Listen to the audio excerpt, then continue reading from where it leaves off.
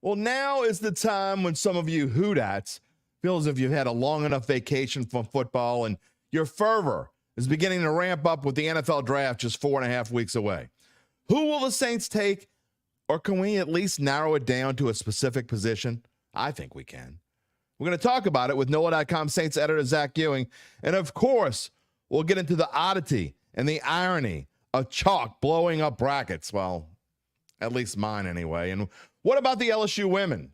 For 2.5 quarters, it looked like we might have to spend today's entire show on them being upset by Middle Tennessee State. What? Finally, at least, thank God they showed up. All that and a pretty cool extra point coming up next on the Dattitude podcast. If you're looking for the latest scoop and in-depth interviews on the Saints, the NFL, the Pelicans, LSU, along with the best bets of the week, then lucky you. Along with high-powered, in-the-know guests who cover our teams, Jim Derry brings plenty of Dattitude. And he'll always tell you the way it is, or at least the way he thinks it is.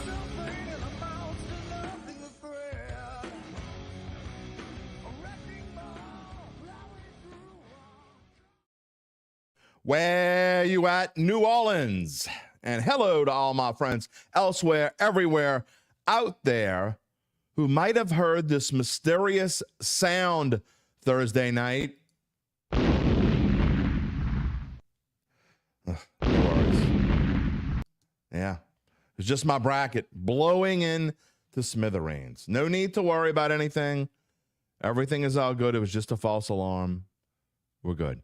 Hello, my friends. This is Dattitude, and it's episode number 219 for a Monday, March the 25th, 2024. I am Jim Derry.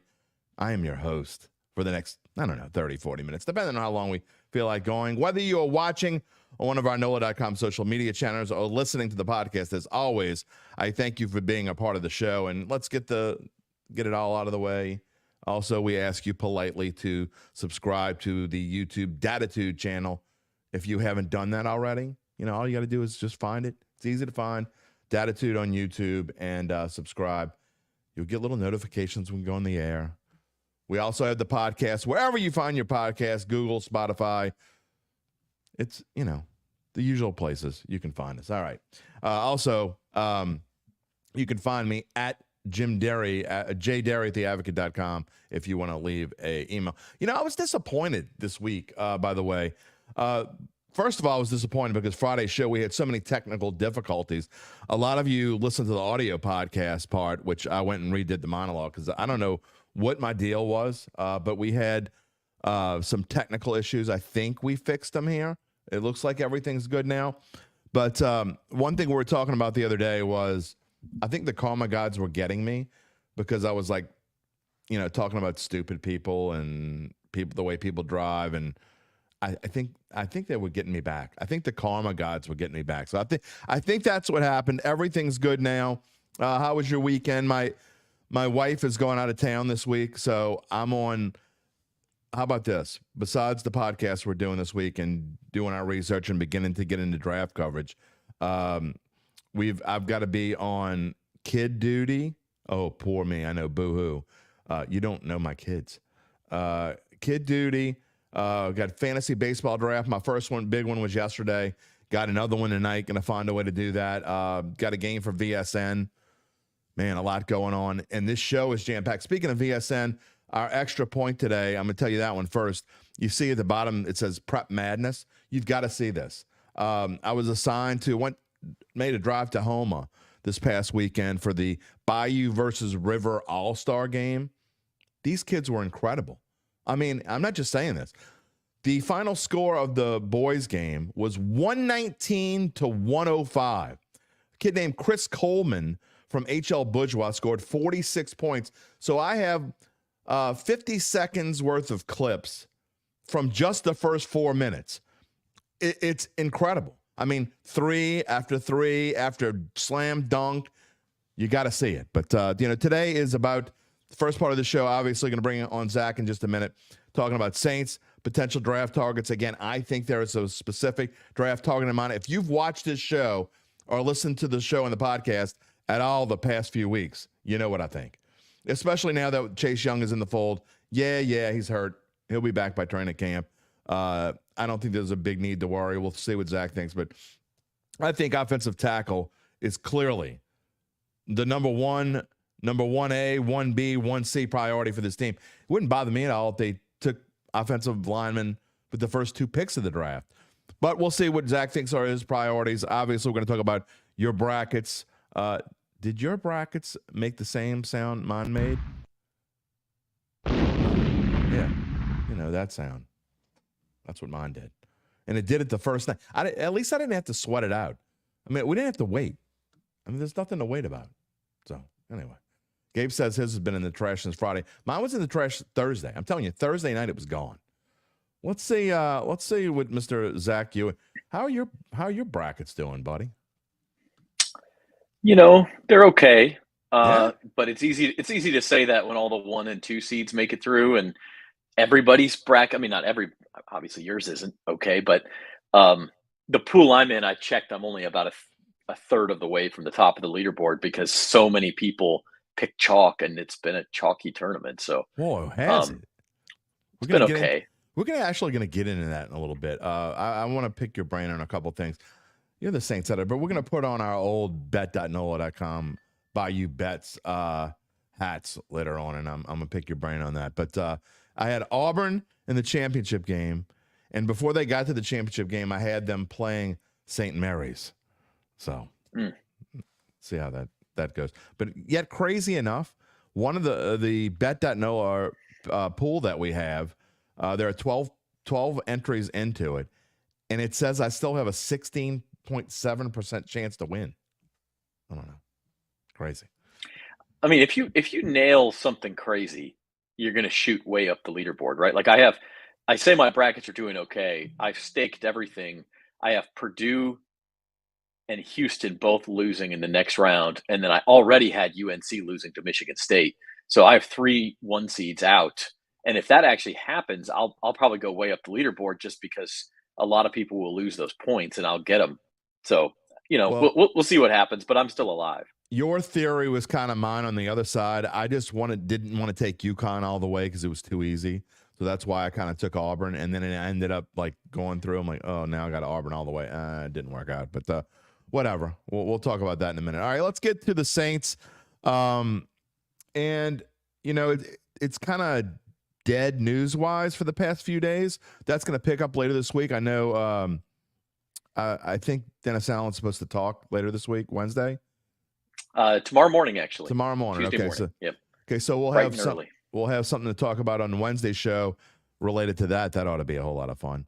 But I think now you and I both know this is kind of the time when NFL fans and especially Saints fans really start ramping up. They're like searching everything for who they think the Saints might draft and who should they draft. And we're hell, you know, so many Saints fans are all over the place. I've seen people saying needed a quarterback, not getting a quarterback, by the way. My son wants him to draft a wide receiver. You know, defensive back could be thin if Marshawn Lattimore doesn't come back. But, you know, I spoke my opinion for the past few weeks in here in the early part of this show that I think they need to go tackle. And I'd like to get your opinion on it. You know, you guys at the Saints Insider Podcast doing a great job with that. In case you haven't seen it or check it out, Saints Insider Podcast on this NOLA.com Saints YouTube page as well. You guys do a show twice a week. Just talk about what you think and where this team might go. Yeah, actually, we'll have our next Saints Insider is going to be Wednesday, filming from Baton Rouge right after LSU's Pro Day. So that'll be interesting. We're going to have a couple guys at LSU's Pro Day. Yeah, I mean, I think there's a few stories to watch right now before you get fully into the draft. Like, one is not directly related to the Saints, but I know people are interested in where Michael Thomas will end up. So we'll see where that goes. I mean, I think it could be a longer process. I think teams will definitely have to do their due diligence on his injury history and his current health and status. But he'll land somewhere, and that'll be interesting. And then the other thing is, I mean, look, the Saints still have, I think even after the Chase Young signing, they still have close to $15 million in cap space for this year. So I wouldn't be surprised to see another signing or two they're not going to make these splashy signings, but they have enough money to do just a little bit. And if that happens, then that of course changes what you're going to do in the draft, right? If they go sign a couple of veteran offensive linemen, maybe tackle is not need 1A, 1B, and 1C. Because I agree with you. I mean, I think on paper right now, that's the biggest hole on this team. And for a team that does not have a lot of draft capital, by the way, that's you almost at 14, maybe if the guy you want's at 11 or 12, maybe you pop up and cough up a future pick to try to move up a couple spots to grab the guy you want. But I think at 14 in a draft that's going to be rife with quarterbacks and wide receivers taken early, you should get a top 3 or 4 offensive tackle there at 14. And it just seems to work out too perfectly. But how often do the Saints ever do what we think in the draft? So never.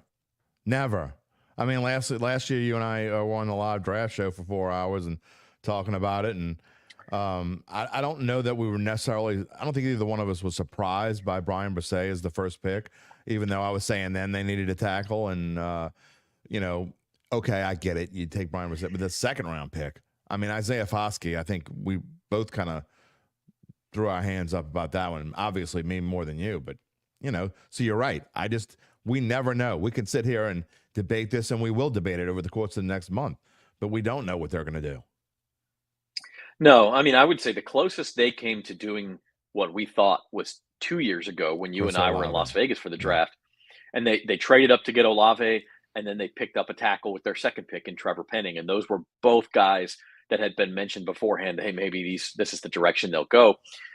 So maybe they're tilting more that direction, that they're starting to do what people say they should do. But tackle seems obvious. And I've been looking at mock drafts, of course, and Olu Fashanu from Penn State has been mocked to the Saints in a couple of them. Could they go pass catcher and then circle back in the second round to get a tackle? Maybe. I think it depends on what you think. With that cap space, would they re-sign Andres Pete? And what you think about his health going forward, what you think about Ryan Ramchek's health going forward, and what you think about Trevor Penning's development. And those are questions that we don't really know the answers to nearly as well as the Saints do. And so maybe if those questions are answered in positive ways over the next month, they feel less pressure to go offensive tackle. If you want to ask a question or leave a comment, no matter whether you're watching on YouTube, whether you're watching on Facebook or Twitter/X, whatever you want to call it these days, just type it in the comment stream or reply if you're watching on X, and the comment will show up here. We will put it on the screen and ask it of Zach. We're going to be on the air for about another 20 minutes live. If you're watching after the fact, you can email me at jderry@theadvocate.com. You were talking about Olu Fashanu. I was looking him up before we went on the show today. I was looking at tackles and different projected tackles right now. Got him. PFF has him as, let's see, the 18th best player on the board, the 4th ranked tackle. I find some of their grades a little weird. Like they have J.C. Latham as the 21st best player on the board and the 5th best tackle. I actually think that and you see him on the screen here, I think the Saints might be better served. That in most mock drafts, he's up there as like the 3rd tackle. And I think that maybe he's one of the a guy that the Saints may be targeting. But, Fashanu is getting a little bit higher on draft boards, and I'd be interested to see as we go along how that changes or how that plays out. Yeah, I think the only real consensus at this point on offensive tackles is that Joe Alt of Notre Dame is number he'll one. Be gone. Yeah. And he'll almost certainly be gone by the time the Saints pick. He'll almost certainly go in the top 10, which means the Saints wouldn't even have the ammunition to go up and get him if he's really the guy they want, unless they're going to start mortgaging future first-round picks, which I don't think is the direction this team should go. So then you get into the next range, and there's not really a consensus after that. You have Fashanu, you have J.C. Latham, you have Talise Fuaga of Oregon State. You have the Oklahoma kid. Tyler Guyton of Oklahoma. Yeah. So there's sort of this five guys who could be the next offensive tackle off the board. And I don't know that you can say for sure who the Saints will pick. I can say that Olu Fashanu and J.C. Latham are 2 guys who kind of fit their penchant for taking players with a real high relative athletic score, taking guys who have been team captains, things like that. I mean, they have these tendencies that Mickey Loomis and Jeff Ireland have taken in past drafts. And so if you follow those, I think Fashanu or Latham are your most likely picks. But Clint Kubiak's in town now. Does Clint Kubiak say, I don't care about that. I want a lineman who features trait XYZ. Yeah. We're not sure what it is. And then that leads them to taking one of the other guys or tells them, hey, we can trade down and pick up another second or third round pick, which they don't have right now, and still get our guy. So I don't know. I mean, there's more variables this year than there have been in the past. Yeah, I definitely think that Kubiak's going to play a large role in what the Saints do in this draft, and especially early on. Devon Harding, why we never looked to draft a dominant middle linebacker. I'll let you answer that, but I can tell you right now, that's definitely not a top need right now. Certainly not with the first round pick, right? I think the kid from NC State, Peyton Wilson, may be the top linebacker on the draft. Probably not a top 15 type pick. So that'd be something if you were going to trade back.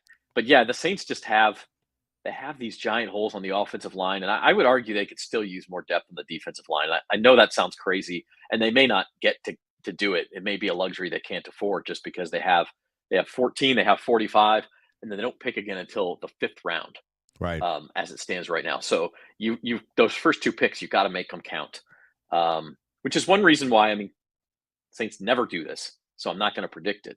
But would this be a year you'd trade down, Jim? I'll let you answer that. I mean, just so that you can have a couple more picks and a couple more bites at the apple. I actually think that, yes. I don't think the Saints will because it's not in their MO. But, yeah, I think that it would be a great year to move down. And the reason why I say that is because, again, I think tackle is the way to go. Anyone who agrees with me, one of the things about the PFF board, if you look at their top 32 rankings, so thinking that, if these guys go in the top 32 in the first round, they have 8 tackles in the top 32. They actually have 8 tackles in the top 29. So you could theoretically move down, Zach, to like 20 or 22 and still get one of the tackles you want, and get an extra, I don't know, second or third round pick for it, which even if it's not this year, even if it's for next year, I think it could be definitely worth your while, or pick up an extra pick or 2. Yeah, the other thing is another guy that we highlighted as what we call Saints kind of guys, high athletic score, team leader type player, would be Amarius Mims from Georgia, who's actually falling down the board a bit. And so if you did trade back, would he still be available toward the end of the first round? He didn't play a lot at Georgia because they're Georgia and they've got NFL players at every position. But is that a guy the Saints look at and say, we can get a steal with him at, pick number 26. And if we trade down and pick up an extra second or third rounder, we're going to end up better for it. I don't know. But I do think offensive tackle, and then you see the comment here about Chop Robinson, like defensive end. I'm sure we're going to talk about Chase Young. Defensive end is a place where, look, if you're the Saints and you are hamstrung by salary cap every single year, which we know they are, and you're married to Derek Carr for probably 2 more years at minimum, maybe 3. Minimum. Yeah. Bare minimum. Where do you get better? Where do you get over the hump? Right? If you're 9-8 every year, or 8-9 or 7-10 or whatever, where do you find those 2 or 3 extra wins you need to make the playoffs? Pass rush is a pretty darn good place to do it because they were not good. They had 34 sacks last year. That's tied for 28th in the NFL. Now, part of that was underperformance from the guys you have. We just confirmed today, you can read our story that Matt Paris broke. He's out in Orlando for the owners' meetings. Cam Jordan had ankle surgery recently. He was hurt at the end of the year. I mean, he was not the player you can expect him to be. He is getting older, but they didn't get production. And then they also need guys just to stay healthy. They either need Chase Young to get healthy, or Peyton Turner to get healthy, or Isaiah Foskey to get healthy, and one of these guys to stay healthy and produce at that position. Or they need to go out and draft Chop Robinson, or Dallas Turner will probably be gone. But, one of these guys who can go out, Jared Verse, can go out and make an immediate impact in that category, because that is a place where you can steal a win or 2. Look, I just think that, you and I are going to be doing a draft show together again. And I've said this about 6 or 7 times now. If you're watching the draft somewhere else, we're doing a live show here on NOLA.com. If the Saints, whether you watch us from the get-go or watch us later or whatever, if the Saints draft a defensive lineman with their first pick at number 14, you need to turn on NOLA.com because I'm going to go off. I'm just saying that. I mean, it's insane that they could think about anything else. I mean, protecting Derek Carr not only should be priority number one, it absolutely has to be priority number one. I mean, the games, we talked about this before. Talk about the games he didn't play well. It's when he was either injured, got injured, or a game after he got injured. I mean, you have to protect him. I say that, I know a lot of people don't want to hear this and don't want to believe it, but I truly believe that Derek Carr can be a top 10 quarterback. A top 10 quarterback if he has protection, and the Saints have an offensive line that ranks somewhere near the middle. Yeah, I think it's possible. Derek Carr's hallmark has never been consistency, even when healthy. He kind of bounces up and down a little bit anyway. But I do hear what you're saying. I mean, yes, absolutely. His 3 worst games last year were the first Tampa Bay game, which was right after he came back from an injury in Green Bay. That I think a lot of people would say he came back too early from that. I don't disagree with that. The second one would be the Falcons game, which was the first Falcons game immediately after he was injured in Minnesota. Now there was a bye week in between there. That one, I don't think anyone was really surprised he played, but he didn't play well. And then the third one would be the second Carolina game, which the Saints won, but Derek did not play well. And that was right after he was hurt against Detroit. So if you take those 3 games off the board, he was a top 10 quarterback. You don't get to take those 3 games off the board. You can't assume he's going to be healthy. One way you can increase the chance that he'll be healthy is by improving the offensive line. So I saw the meme floating around out there, where it was like stick figures, and you had Carr on one side, and he's throwing the football over an offensive line that's holding up, and the receiver says anyone, and then there's another. The second half of it is Carr being knocked down, and the pass just blooping to no man's land, and then Brock Bowers is down there. The insinuation being, if you draft Brock Bowers, it doesn't really matter if Carr's not protected and can't get Brock Bowers the ball. And I get that. You do have to improve the offensive line somewhere. If it's not the draft, it's got to be free agency. You have to re-sign Andres Pete. You have to do something. Yeah, they really do. And so we'll see. And you mentioned Brock Bowers. That was actually the next question. I would say this. The only way I would feel differently about tackle is if for some reason Brock Bowers fell to 14, which I think is the chances of that are slim. Then maybe you go with him, because I think he's a freak of nature, and I think he's the next number 1 tight end in this league. I think he could be a top 5 or 6 tight end right away, is my opinion on that. So maybe you could get me to change my mind if that were the case. But to me, that's about the only way. And Devon, I hear where you're coming from. Everyone's entitled to their own opinion. I get it, but I think you're in the minority when it comes to wanting to draft a defensive lineman. I just, you signed Chase Young, $13 million, and I get Cam Jordan's hurt, but you got a couple other guys in there that I just don't think you can go that way. I mean, the other thing about that is he says a bona fide double-digit sack guy would do wonders. Absolutely it would. Well, and if you knew one of these guys was immediately as a rookie a double-digit sack guy, then screw the offensive line, draft him. But you just don't know that. I mean, defensive line is one of the hardest places to predict, followed by offensive line. So if you knew for sure that Jared Verse or Dallas Turner or Chop Robinson or one of these guys was going to be him as a rookie and was going to come in and change the trajectory of this defense, then I'd be all for drafting it. I mean, that's just, the Saints have to get it right. But here's the thing, and kind of to your point, Jim, is we know Caleb Williams going number 1. We know Jaden Daniels, Drake May are probably going 2, 3 in some order or the other. JJ McCarthy now is supposed to be into the top 10. Insane. He's had this unbelievable pro day and all this stuff.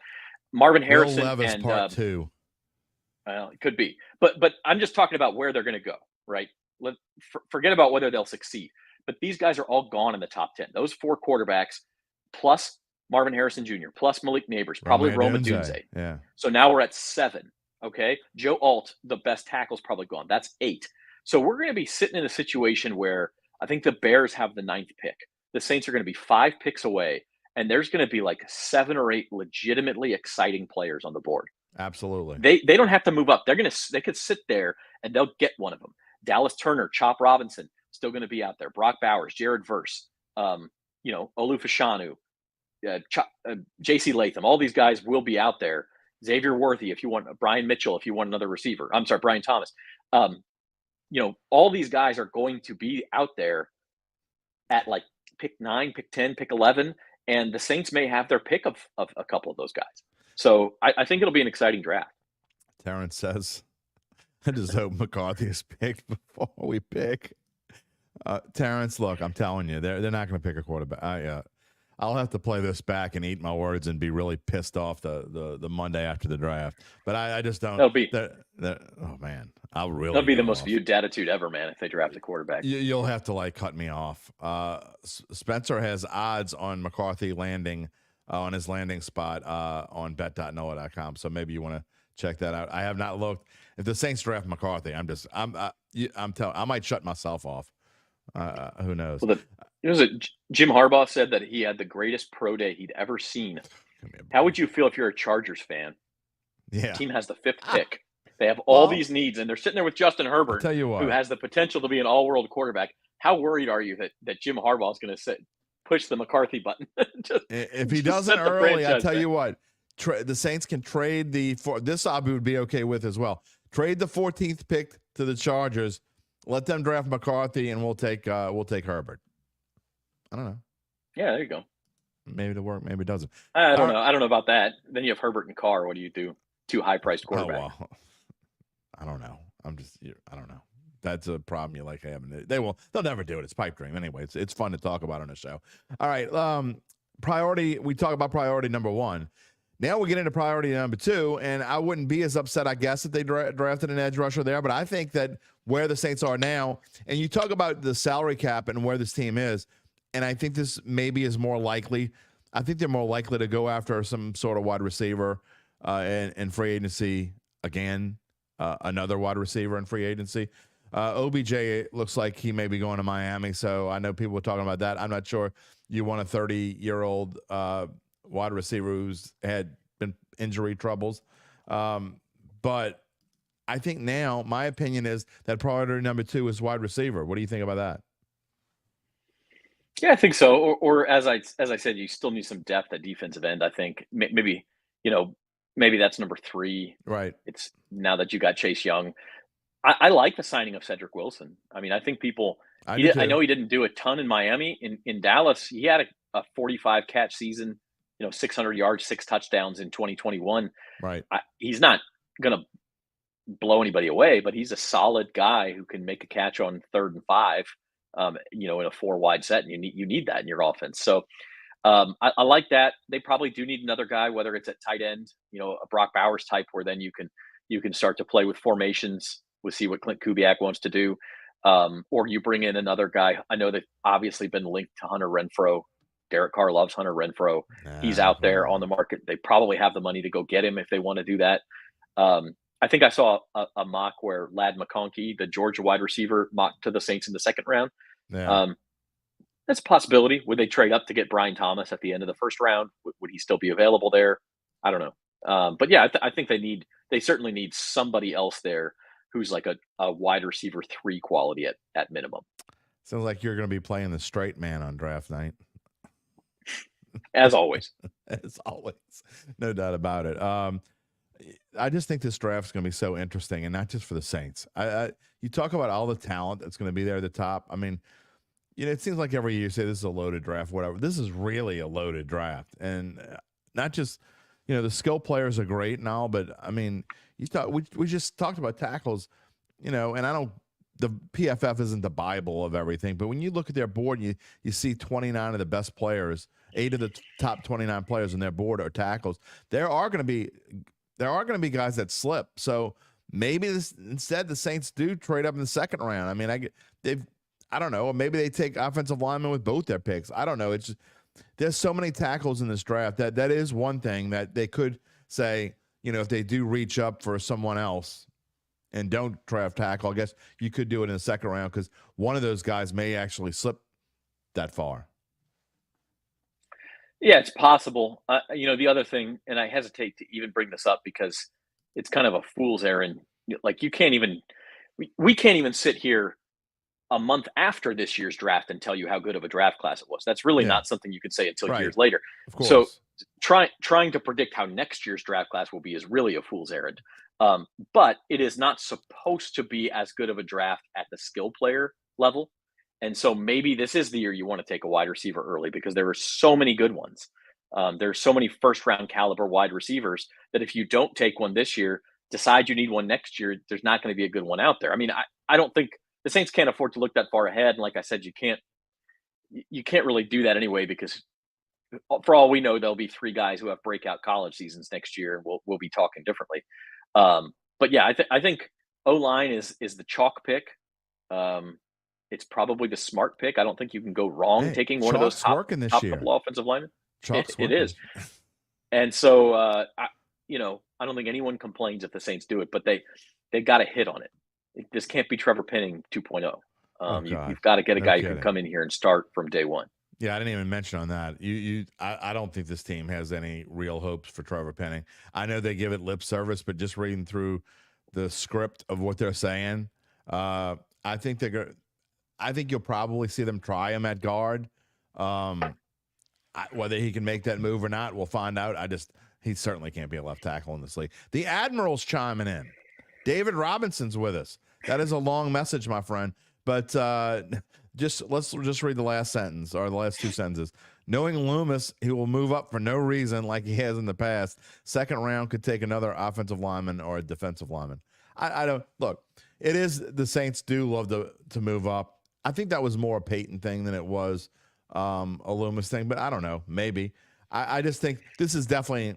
I don't say definitely. This is not a draft. I think where the Saints are going to move up because I don't think they're going to get into the skill position thing. And there's really no other reason to move up unless they really love Brock Bowers enough to move up and say, we're going to go get him. I think if they move up, you're talking about moving up 2 or 3 spots because their guy is there and they're afraid he'll get nabbed at 11, 12, or 13. I don't think they're going to move up into the top 10 because that would mean giving up next year's first round pick. And let's be honest, there is a very real possibility the Saints are picking in the top 10 next year. I don't think they plan on it, but I think it's a very real possibility. And I think if you're trading next year's first round pick, you are taking a huge gamble. And so if they trade up, I think it'll be to move up like 2 spots just to get the tackle they want, or if Bowers is there and they really like him. That's the only way I see that being a legitimate possibility. I don't know. But as for Penning, I think there's still some legitimate hope. Maybe not at left tackle, but the guy's still an athletic freak. All the reasons the Saints liked him on the day they drafted him are still there. He missed almost a whole season with an injury. He obviously has not developed like they wanted to, but I don't think they're ready to give up on him as a starting caliber player. They sent him to some offensive linemen coaches this year in the offseason to try to get his technique up.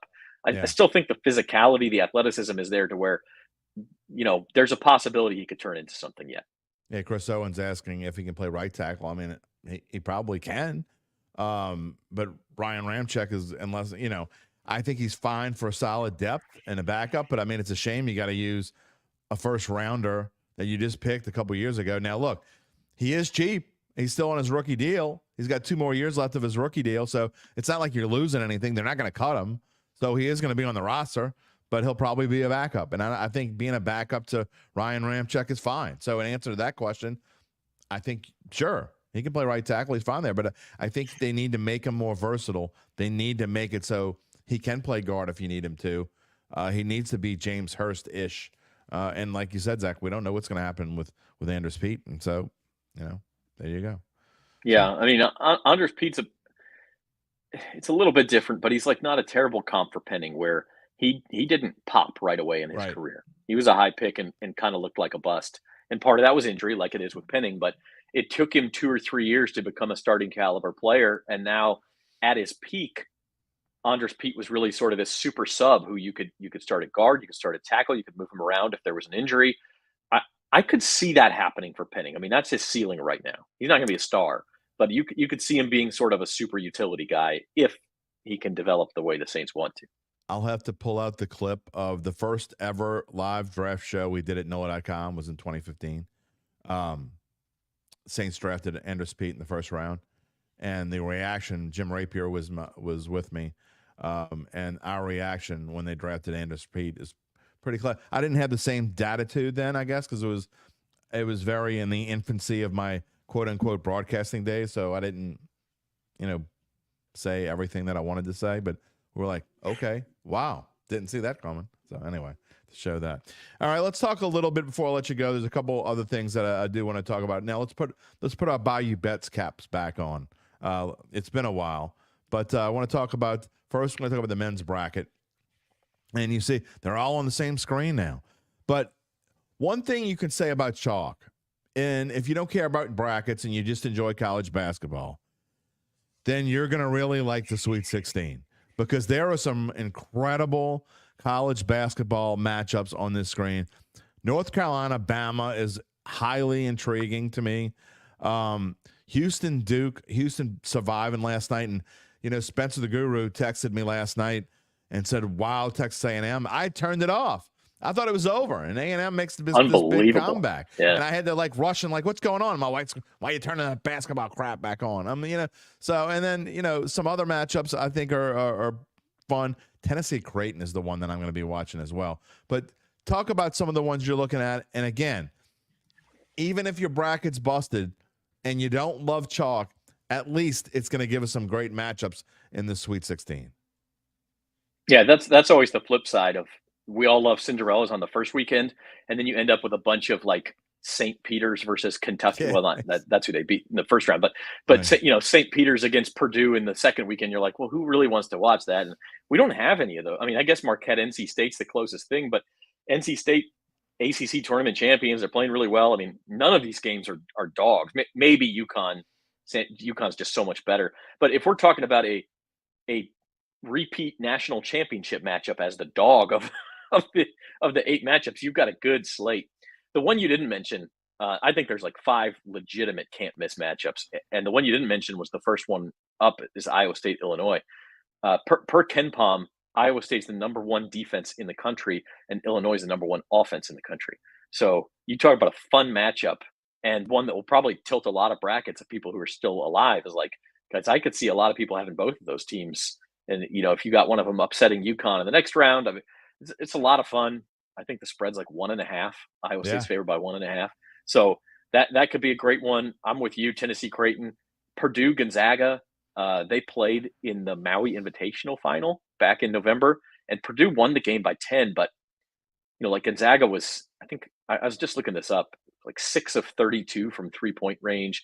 And it was because it was the final of Maui. It was their 3rd game in 3 nights. Yeah. So, now that it's going to be fresh legs for both teams, could that change things in that matchup?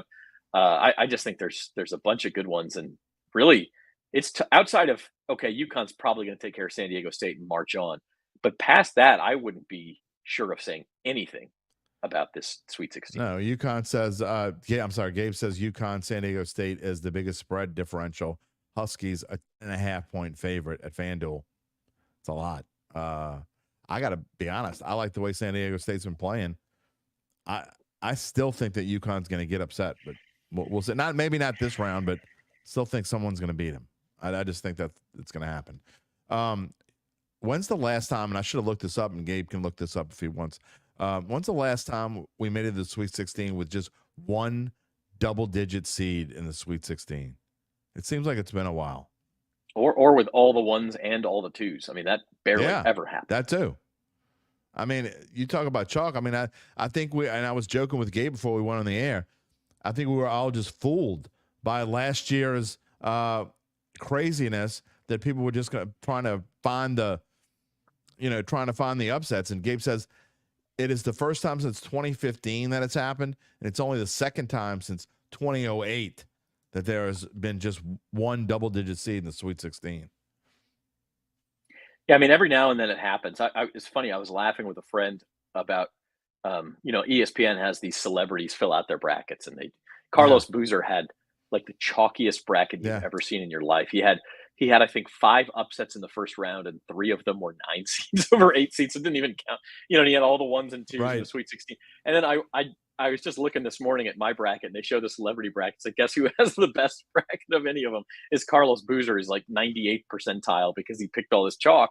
And yeah, I mean, it's chalk for a reason. Sometimes it hits.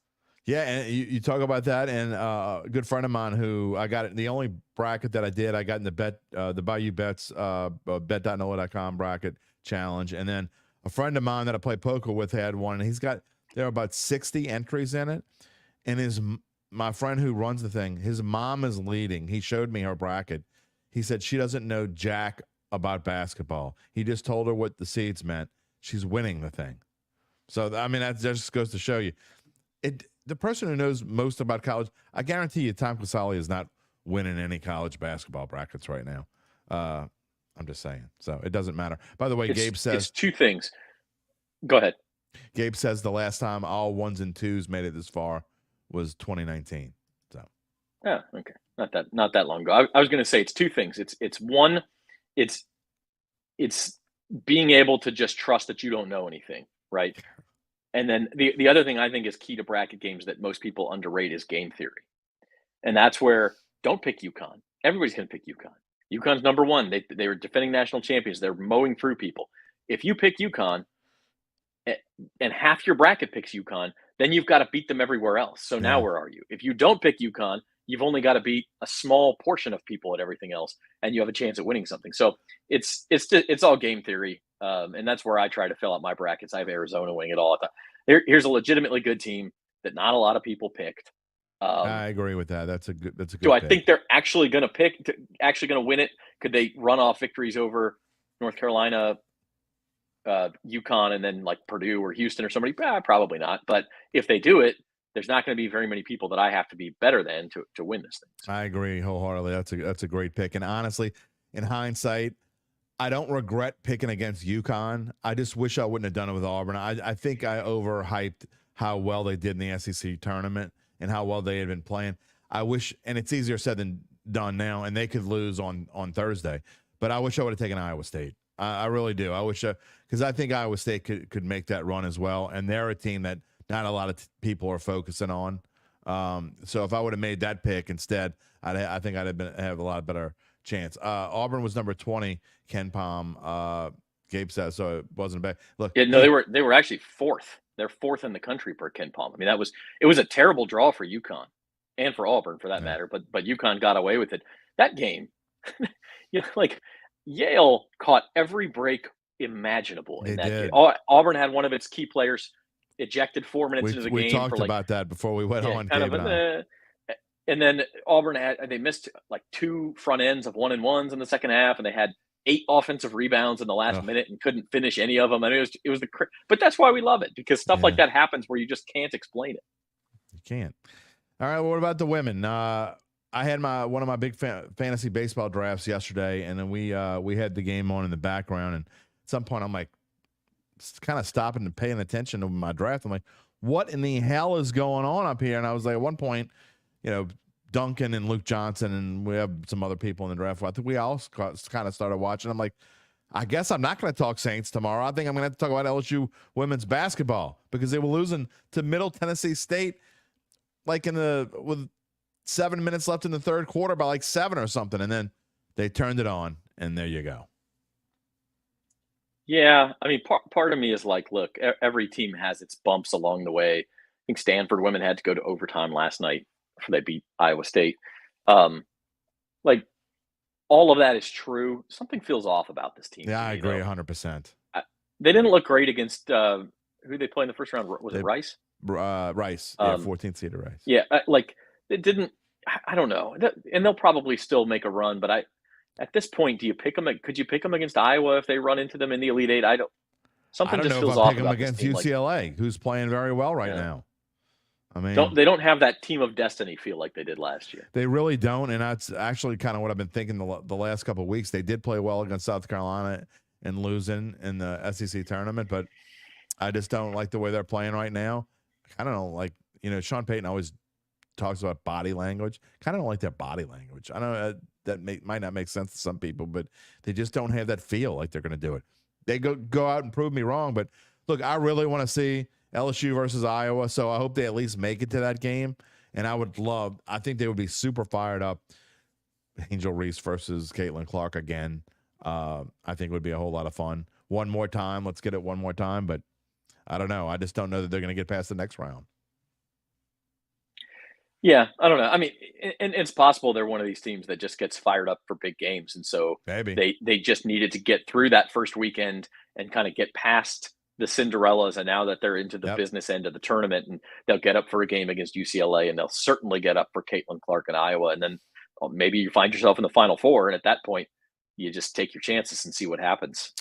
So yeah, they're super talented. They're preseason number one. If you're preseason number one, I always go back.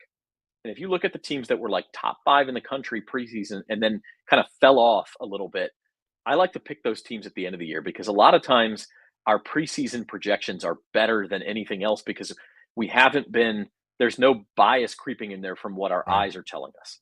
Because a lot of time, like we like to say we're experts and we know everything about sports and we saw this and it's this matchup and that. But you don't get to see a lot. Like how many games did you watch LSU's women's team play this year? Maybe 8, 10. I mean, Not even you that know, many. Probably 6. parts of games. Yeah, like so do we know everything about this team? No, we don't know everything about this team. So I like to go back at the beginning of the year when we had all this time to analyze it. The experts, the AP writers said this is the best team in the country. So is that going to be true at the end of the year? Who knows? But they certainly have the talent if they could get it going. I just don't like the feel of them. Sometimes it works in the NFL too. I allow the Kansas City Chiefs, who not a lot of people were picking before the playoffs started, and they won another Super Bowl. So, yeah. The one advantage LSU has is they will play the UCLA Creighton winner, and if it's UCLA, they get them on quote unquote a short week. Not that that matters in basketball, but they get it. UCLA is going to have to travel all the way to Albany, so that is an advantage for LSU. Not that Albany's close and LSU's got a short bus ride or anything, but I think that is an advantage for LSU if that is the matchup, and we'll find out tonight as UCLA plays Creighton. Before I let you go, I've been talking about this for the past couple of weeks. The odds have finally changed for the New Orleans Pelicans. They have dropped just ever so slightly. This is DraftKings. They have been at plus 7,500 for about 4 weeks. They finally changed this morning. I noticed it. It may have been before this morning. The conference championship odds changed from 2,800 to 2,500 last week. Now the championship odds have changed from 7,500 to plus 7,000.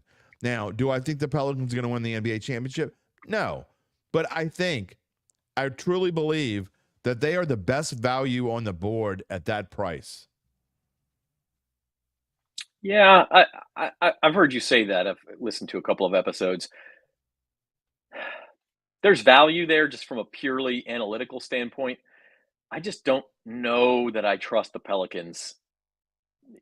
We're Like, putting our Bayou Bets caps back on. Remember? We're let's say they get the Clippers in the first round. I think they could beat the Clippers. I don't know if I would even pick them to win that series, but I would not be surprised if they did. That would be a pure 50-50 series. Maybe if the Pels have home court, that tilts it. Okay, so they get past that. Well, now you've got Denver or OKC or Minnesota, I suppose. Do you trust the Pelicans to win that series when they don't have home court? They haven't played those teams real well this year. Oh, they played Denver okay, actually, but I don't know that I trust them to beat Denver in any setting over a 7-game series. I just think the road is too tough. I don't. The Pelicans have struggled in close games. They are a good road team, but they strike me as a team that is, one of those good but not that good teams, kind of like the Knicks last year, where they're like, yeah, they're a good team, they could win a series.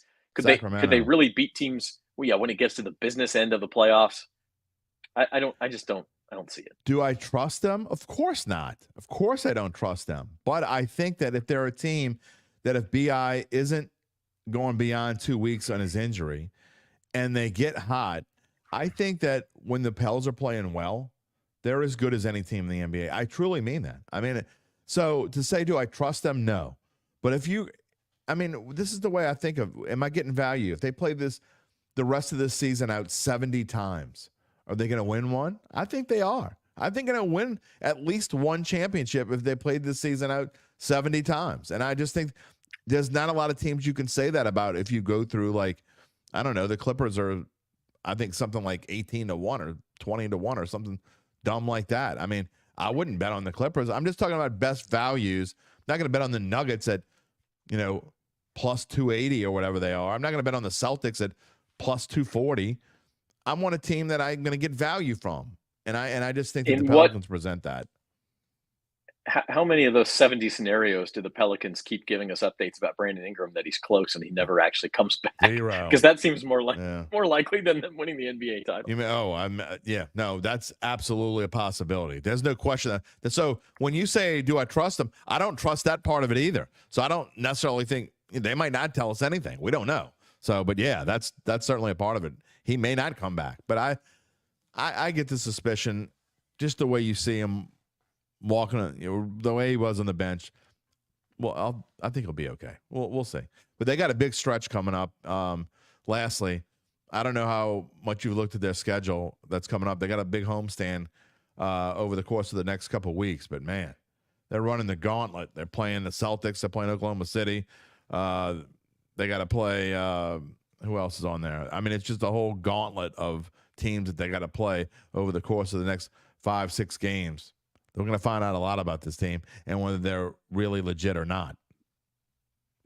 Yeah, and I mean, the good news is they built up a little cushion to at least stay in the top 6. Yeah.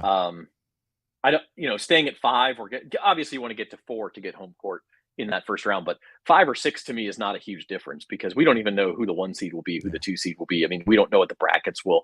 And I don't know that playing the Clippers versus playing Oklahoma City, for instance, is that big of a difference in the first round. So 5 versus 6 doesn't matter to me. And they've built up a nice cushion on the 7 seed. So even if they do hit a little slump without Ingram, yeah, I think they're in a good spot. I mean, I said that I don't trust them. I don't know the fact that we're talking about this at all. And the fact that we're talking about, oh yeah, hey, it's realistic. They could win a playoff series. If they did that, if they got the 5 or 6 seed and won a playoff series, this season's a smashing success. Yeah. I mean, everything else is the icing on the cake at that point. I got to be honest. I know this might sound crazy, but of the top 3 teams right now, I think the Pels. I don't think they can beat the Timberwolves. I don't know what the deal is, but I don't like that matchup at all. So I hope they don't get the T-Wolves. I don't want Denver either, but you got to win your first round series anyway. So we'll worry about that later. Mm-hmm. All right. Lastly, before we let you go, just make a prediction. It's an early prediction. It's a mock draft pick 1.2 or whatever the hell it is. Who do you? What position? Not a player. What position do you think the Saints will go? Well, since we started the show with chalk, I'll end it with chalk, and I'll say it is going to be an offensive tackle. It just seems the most likely. I would say it's maybe even up to a 50% chance they do, and then all other positions combined are the other 50%. But the draft is just such a beast to predict. Yeah. I mean, we don't know are the Saints is Clint Kubiak in love with the idea of Brock Bowers being his new George Kittle, and if so, if he's there at 11, do the Saints go get him? If for some reason wouldn't be the worst thing in the world they did that. If for some reason Roma Dunze falls to and he's still there when pick 11's coming up, and the Saints go get him, or same thing with Jared Verse. There's all these other guys where it just takes one guy for you to be in love with, and all of a sudden he falls within range of you being able to go get him, and that changes things. But I do think it's offensive tackle just because what we talked about: 5 quarterbacks, 3 wide receivers. Joe Alt and Brock Bowers go in the top 10, then you're going to have offensive linemen 2, 3, 4, and 5 sitting right there for you. You're going to get one of them. You're going to get a top 5 offensive lineman almost certainly if that's the direction you want to go. Well, we'll be talking about it a lot and on April 28th or 29th or whatever the day is, because we're doing a draft show and another live draft show. Yeah, and we'll by the way, we've only been doing one Saints Insider show a week here for the last 6 weeks or so, but starting next week, every Wednesday and Friday, we're going to have a different draft angle preview. So just full court coverage of the Saints draft and elsewhere around the NFL, what that might mean for the Saints and everything else. So we'll have Wednesday's show. We'll talk about Mickey Loomis and Dennis Allen's comments from Orlando, LSU Pro Day, all that stuff this Wednesday. And then starting next week on Wednesday and Friday, we'll have 2 draft shows every week. Well, there you go. You can find the Saints Insider on most of these channels you're watching on here. You can catch them the easiest if you go, just like you earlier when I was asking you to politely, I asked you politely. So I'm asking you politely again.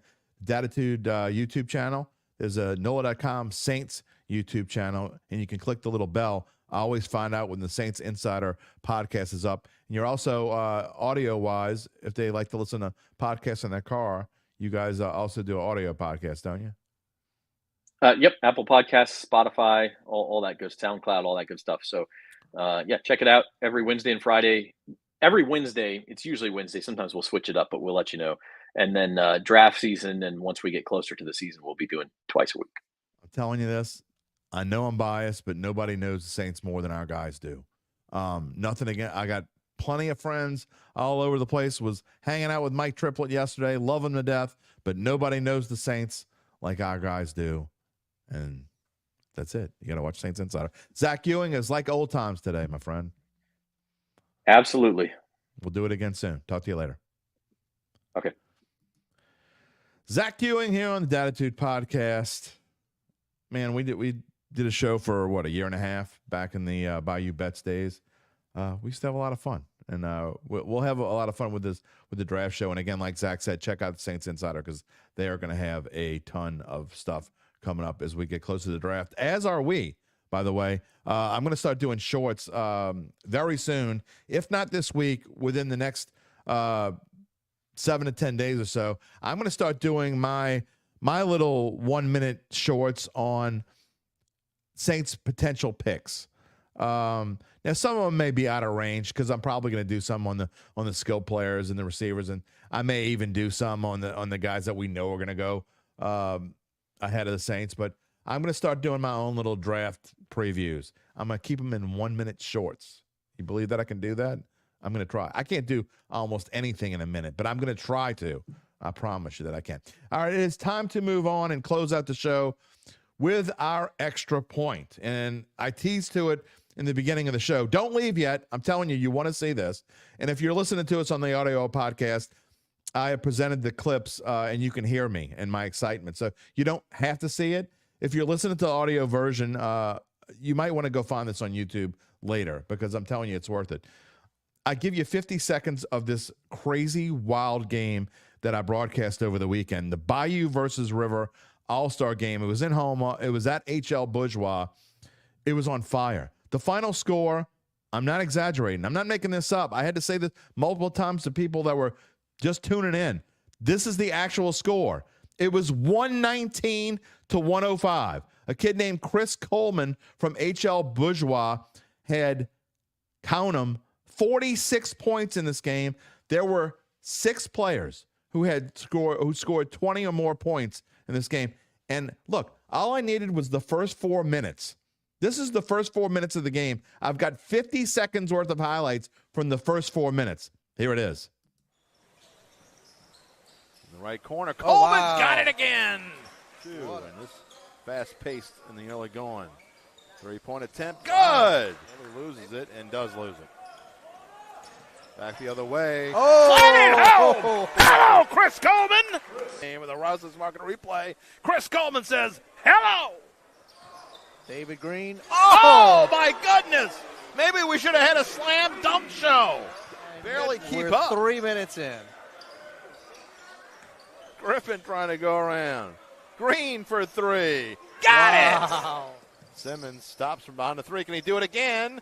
He can.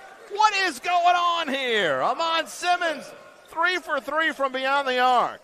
17 to 12. Green, another 3. Wow. Oh, man, I'm telling you, this is insane. I ran out of superlatives at some point. I mean, that's just, it was insane. And I'm telling you, I was upset at first, like when I agreed to do it. I'm like, oh, wait, I'm going to miss March Madness. I had my own prep madness. 119 to 105. There were a lot of great games this weekend. I was not upset at all that I missed them when I got to go see that craziness in Houma. And I thank them for inviting me to do this. By the way, as always, you can find me on Varsity Sports Now as well. I do play-by-play for them on the side. A lot of fun. All right, that is going to wrap up our show. It's been a lot of fun reuniting with Zach. I always love to have fun. Gabe Henderson in the background. We're going to do this again on Wednesday. I don't know who my guest is going to be yet, but we're going to probably talk Saints, probably going to talk Pelicans, and you're going to want to come along for the ride because as we get closer to the draft, again, it's going to be a lot more Saints and who they may pick, what projections. We may start what I want to do, and I'm reaching out to some people from some people who cover other teams. We're going to bring some people in over the course of the next month who cover other teams. Maybe even the Dirty Birds. Who knows? We're going to have fun with that as we go along. So stick with us over the course of the next month. And we thank you again for being part of the Dattitude family. That will wrap it up. No matter what, even though I know it's a month away from the draft, we're going to get through it together. I promise, as I always say. All right, a reminder to subscribe to our Dattitude YouTube page and click the little bell to receive notifications when we go on the air live. You can subscribe to the podcast on Apple, Google, Spotify, or wherever you get your podcast and find a replay of the show on NOLA.com/sports. Also, if you're interested in advertising, being a sponsor of Dattitude, just send me a little note. jderry@theadvocate.com. We would love to talk to you and tell you what we can do for you. That is going to do it. We will see you on Wednesday. Take it easy, my friends. If you're looking for the latest scoop and in-depth interviews on the Saints, the NFL, the Pelicans, LSU, along with the best bets of the week, then lucky you. Along with high-powered, in-the-know guests who cover our teams, Jim Derry brings plenty of Dattitude.